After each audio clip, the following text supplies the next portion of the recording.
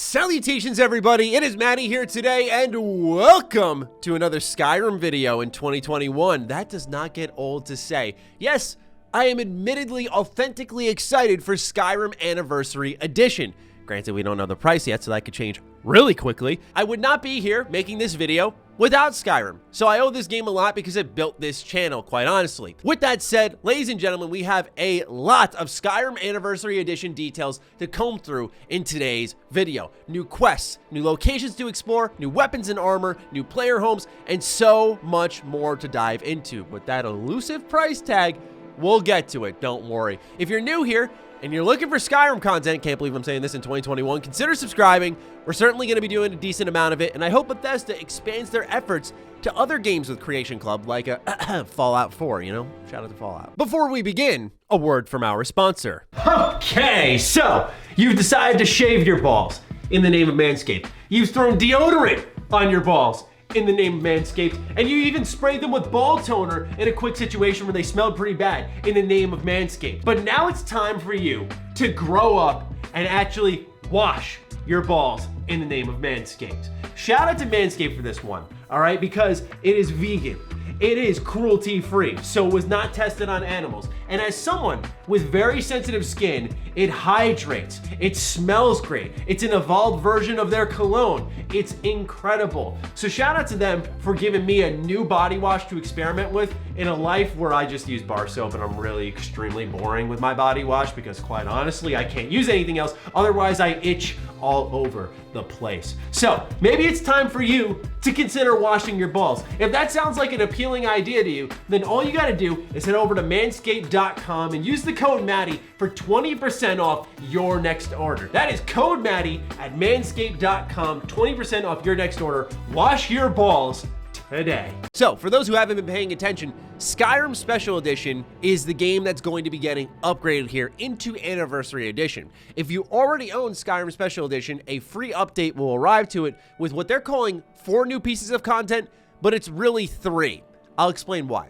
So this is how it works. You get Saints and Seducers, which also includes Rare Curios, which is what they're calling that 4th item. That's a little bit tricky by Bethesda, and I think it's, again, something to do with this price tag that we don't know yet, but let's talk about the content. Saints and Seducers is the largest piece of Creation Club content ever made. It includes a new storyline with brand new weapons and armor, as well as that Rare Curios I was talking about. Khajiit merchants from all over Tamriel will now be visiting Skyrim, and they'll bring with them new items. With them, you can craft, say, new potions, new arrows, and even poisons that you can drop in the pockets of good civilians of Whiterun, and you'll kill them. On top of that, they have rare Ayleid stones, which you can use to fully restore your magicka, but the biggest highlight here is just how widespread this content is. In a lot of ways, people have described it as its own piece of DLC, so that being included for free is pretty good.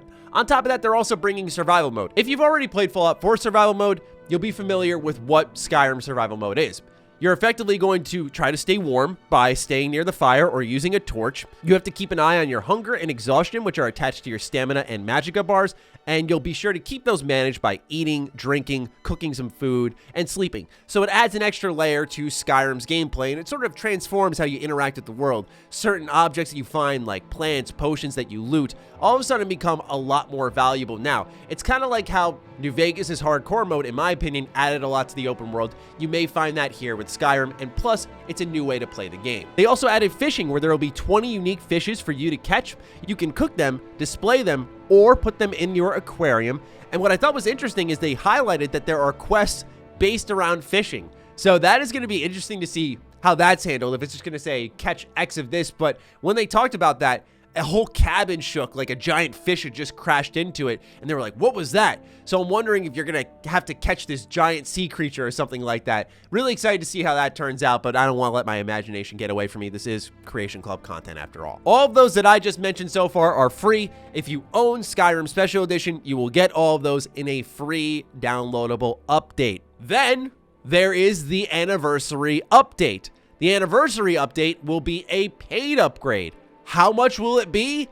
I don't know. When Pete Hines was asked on Twitter, he says, you'll be able to buy the Anniversary Upgrade Bundle at a special price if you're a Game Pass player that includes all Creation Club content. So it will be paid. There will be tiers of a price tag, whether you are a Game Pass subscriber, you already own the product, We've heard through modders that it'll be a downloadable update for those who are already on PC. My guess is this will be around the $20 to $30 area, just knowing Bethesda. I think that's already pushing it, but anything beyond that will absolutely lead to an outroar, but it'll be interesting to see how the audience responds. But I don't like how cagey they're being with this, and I wonder if it's because they're planning to sell it also separately, again, for $60. We'll see with that, because they have yet to confirm any type of official release for it, and more so are treating it as a big next-gen upgrade, which they also didn't detail any of the enhancements that come alongside that. So while I'm very excited for the content, they haven't filled in some of the gaps there that are very clearly missing. For the meantime, let's talk about some of the new stuff heading into Skyrim Anniversary Edition. So you're going to get all of the previous Creation Club content already there. That means tons and tons of new weapons, armor, companions that you can summon, enemies to fight. That actually, to me, already adds a lot of content to the game, because one of my favorite things in Skyrim was going to X and Y dungeons and getting to the end of them and finding that new weapon, finding that new piece of armor and using it and seeing how it uniquely interacts with other enemies out there. I mean, shout out to Dawnstar. Love that weapon so much. So I love that feeling of discovery. I know it's not for everybody, but for me, it's like the one type of game that can get me into a little bit of a loot loop, if you will.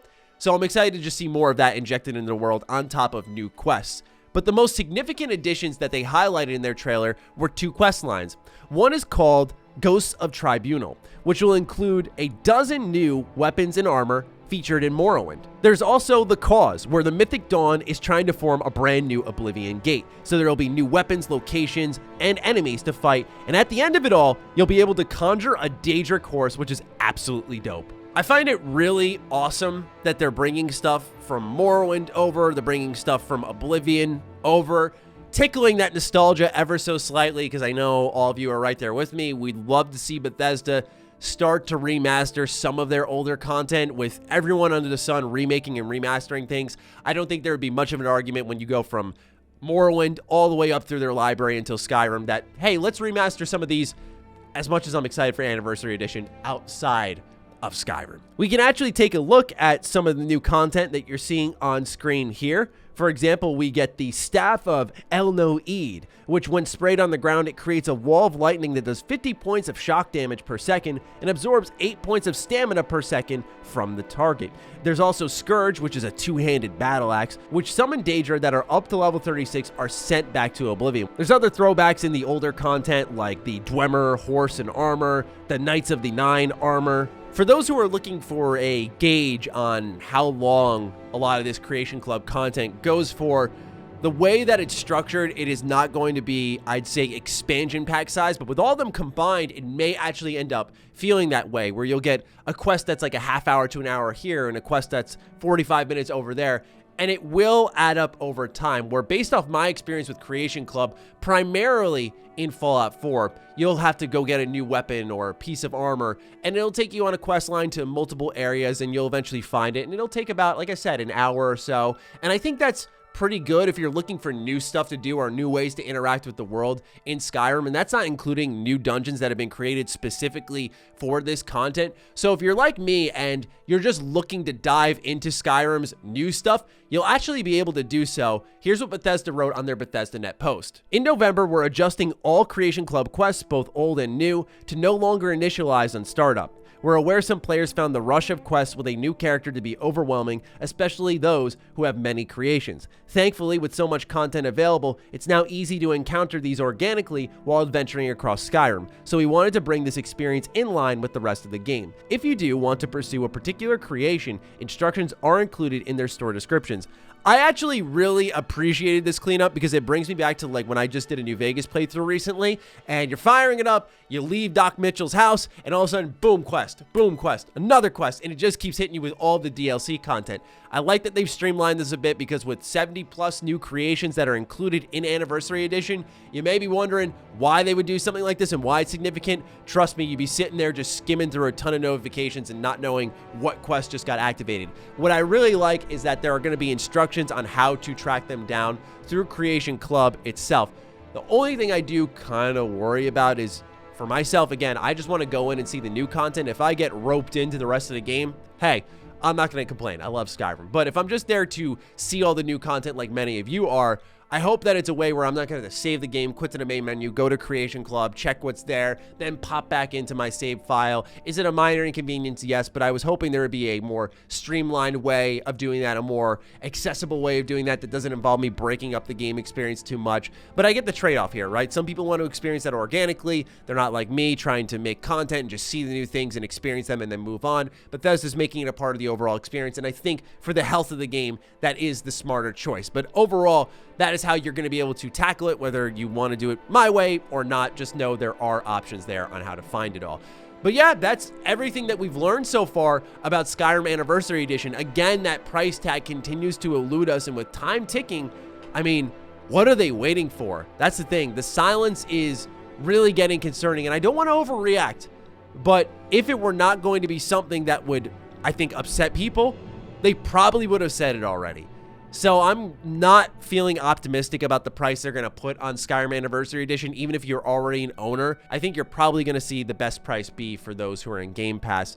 Time will tell on that, but not feeling super confident with it because they've told us literally everything you need to know and showed us everything you need to know, but hid the price tag the whole way through. Something just is foul about that. And if it ends up not being a crazy price tag, then I'm going to sit there and wonder, why did Bethesda hide this from us? What was the fear? What was the reason that we stayed quiet on it at all? Of course, we don't know the inner workings of them, but if they're ready to talk about content, then they should be also ready to talk price tags. Again, time will tell, and I'll be here certainly to talk about it, especially if it's something outrageous, but I'll leave it with just this for now. Let me know what you're thinking in the comments down below on Skyrim Anniversary Edition. Are you excited? Does some of this new content appeal to you? What do you think of Ghost's Tribunal? What do you think of the cause, the return of this Oblivion and Morrowind style content? I'm personally excited, but I'm curious to know your thoughts because maybe some of you have played more Creation Club content than myself. As someone who wasn't a major player of Creation Club content, I personally passed on most of this, so this is a new experience for me.